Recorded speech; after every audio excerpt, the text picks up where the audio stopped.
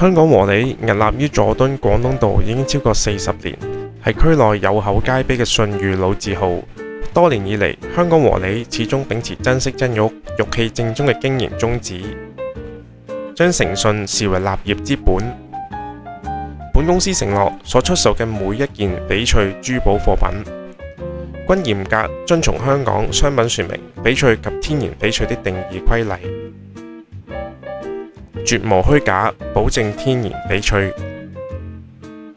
喺呢度，你唔單止可以揾到溫潤通透嘅玉額，寓意吉祥嘅吊墜，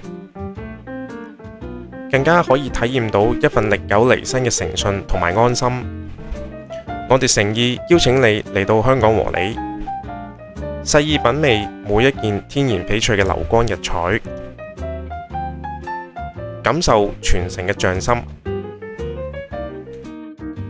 Hello， 大家好，歡迎嚟到香港和里。咁今日咧，想同大家分享咧，用2招簡單嘅方法咧，就可以分辨到你手上面嘅翡翠到底係真定係假嘅。由於一啲高檔嘅翡翠價值比較高一啲啦，而且真同假嘅差價咧，其實亦都好大嘅。咁所以希望透過今次嘅分享咧，即係大家都可以用一啲簡單嘅方法分到翡翠同埋其他石嘅。咁睇翻今年5月嘅一次翡翠拍賣啦，一條帝王綠嘅珠鏈呢，成交價可以去到3600萬嘅港幣嘅。所以識睇翡翠呢，其實真係可以避免到一啲蝕底咁樣。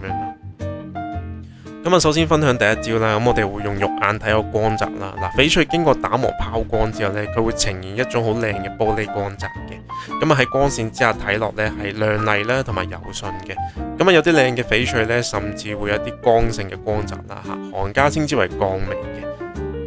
例如係呢一隻老坑種嘅一個戒指呢，鋼眉十足嘅。而其他一啲似翡翠嘅石，例如係和田玉啦、東陵玉、蛇紋玉同埋澳洲玉等等呢，佢哋嗰個光澤呢，同翡翠都係會有啲唔同嘅。例如係和田玉啦，屬於油脂光澤，睇落呢會有少少好似一塊番梘咁樣嘅，同翡翠呢會有一個好明顯嘅分別。我哋跟住呢睇顏色，翡翠有好多種唔同嘅顏色啦，相對矜貴嘅呢係一啲靚嘅綠色。而種質靚、顏色靚嘅老坑種呢，佢會起熒光，有立體感嘅，好有一個欣賞同埋收藏嘅價值嘅。睇完光澤顏色啦，可以作為一個初步嘅一個參考嘅。然之後呢，我哋可以進行第二招。第二招呢，我哋可以用一杯水、一個電子秤，就可以初步知道呢你手上嘅到底係唔係翡翠啦。首先呢，我哋要知道翡翠嘅比重大概係3.2至3.4啦。所以呢，我哋先量度一下翡翠本身嘅重量。而例如呢件翡翠本身嘅重量呢係9.3克嘅。我哋記低佢先。然之後呢，我哋再量度一下呢一件翡翠喺水入邊嘅重量。我哋用繩呢將呢一件翡翠吊起佢，然後放喺水中間，係掂唔到杯底嘅。然之後我哋又記低個重量啦，係2.8克。只要將兩個數相除之後呢，得出嘅結果呢就會係比重啦。翡翠嘅比重呢係3.2至3.4，結果呢係符合嘅。但係要留意，稱水測試呢只係適合未鑲嵌嘅翡翠。因為由於金屬嘅密度同翡翠唔同啦，如果鑲嵌咗想做檢驗嘅話呢，就要去鑑定所噶啦。其他石例如係和田玉嘅比重呢係2.9左右啦，石英質例如係東陵玉啦、澳洲玉呢就係2.6左右嘅。大家可以用呢個簡單嘅方法呢，大概知道你手上嘅石係唔係翡翠嘅。總結一下呢，以上嘅方法只供參考嘅啫。對於一啲貴重嘅翡翠玉器呢，大家可以送去一啲專門嘅權威機構做證書嘅，當然呢就會係最有信心保證啦。而大家買翡翠嘅話呢，一定要去啲信譽良好嘅玉器店鋪度選購啦。歡迎大家嚟到香港和里感受天然翡翠嘅魅力嘅。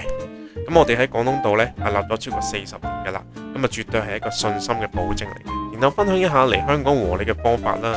由佐敦站行過嚟呢，大概都係5分鐘左右嘅啫。經過佐敦道官立小學呢，再行前少少就到噶啦。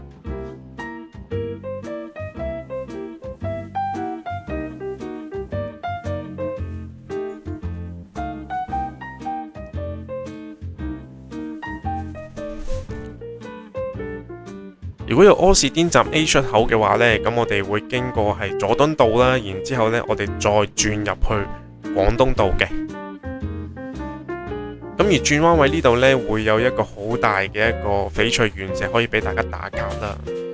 咁沿住廣東道一路向前直行30秒呢，咁到我哋鋪頭噶啦。咁記得訂閱、分享、讚好香港和你嘅 YouTube、Facebook 同埋 Instagram 嘅。咁我哋下次見。